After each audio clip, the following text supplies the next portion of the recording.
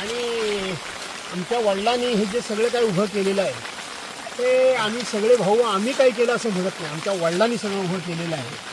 आता माझे वडील 2022 साली गेले, पण क्षणाक्षणाला त्यांची आठवण येत नाही असा एक दिवस किंवा एक क्षण नाही. आणि म्हणजे शेत त्यांचं शेत आहे, त्या शेतामध्ये आम्ही काम करतो, त्यामुळे त्यांच्या आठवणी काढणं, आईची आठवण काढणं हे धर्मप्राप्त आहे. जोडलेली आहे याच्याशी. पहिली गोष्ट, सर्वांनी शेती केली पाहिजे, शेती सोडू नये. दुसरी गोष्ट, आमच्या वडिलांपासून काकांपासून सर्वांनी आम्हाला एक धडा घालून दिलेला आहे की हे रेशनिंगचं धान्य तुम्ही खाण्यापेक्षा तुम्ही स्वतः कष्ट करा, स्वतः शेतामध्ये राहा आणि स्वतःच्या शेतातलं स्वतःच्या हाताने पिकवलेलं धान्य खा. तर माझा भाऊ तिथं बसला, तो कोपऱ्यावर आहे, तुला 8 नंबर, तो सगळं गावचं बघतो. पण आम्हाला लागणारं धान्य हे सगळं तो आम्हाला चिपळूणला पुरवतो. आम्ही रेशनिंगचं 1 किलोसुद्धा धान्य आम्ही आणत नाही. आणि मग आपण वडिलांनी त्यावेळेला एक आम्हाला शिरस्ता घालून दिलेला आहे की जो लावणीला आणि कापणीला येणार नाही त्याला धान्य द्यायचं नाही, आणि जो लावणीला आणि कापणीला येईल त्याला लागेल तेवढं वर्षभर धान्य द्यायचं त्या मुलाला. कारण काय, तर कापणीला आणि लावणीला माणसं कामाला मिळत नाही, कारण प्रत्येकाची शेती असते आणि हंगाम हा महत्त्वाचा असतो. आता सुद्धा आमच्या मुली, सुना, मुलं, नातेवाईक आता सगळे येतीलच दुपारनंतर, सगळे झाडून येतील. यंदा काय झालं आहे, यंदा पावसाचं थोडंसं वरखाली झाल्यामुळं मुलांच्या शिक्षणाचं वगैरे टायमिंग जमलं नाही. त्यापेक्षा ह्या दिवसात आमची मुलं शाळेत वगैरे जाणार नाही, मुलं सगळी शेतामध्ये, मुलं सगळे.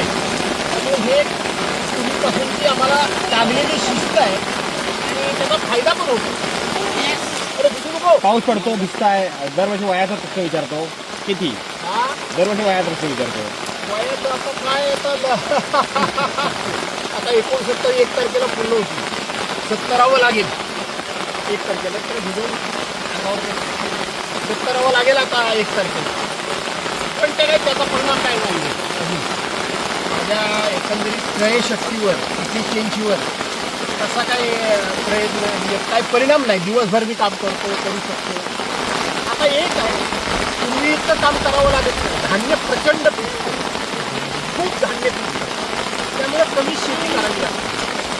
आता तुम्हाला मला भाऊ सांगत होता की अरे काय कारण 3 वर्षापूर्वीचं धान्य घरामध्ये आहे आणि मग ते ठेवायचं, ते असे किडे पडतात छोटे छोटे, टोके म्हणतात, टोके, ते फुकट जातं धान्य, आम्ही विकत नाही, काय करायचं, इतकं धान्य पिकतं.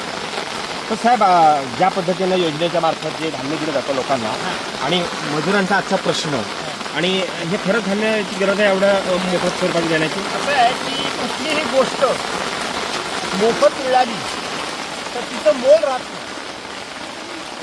मी कोणाला देऊ नये ह्याच्या विरोधात नाही, परंतु मोफत कुठलीही गोष्ट, कुठलीही धान्य असं नाही, जर दिली गेली किंवा मिळाली तर त्याचं मोल राहत नाही.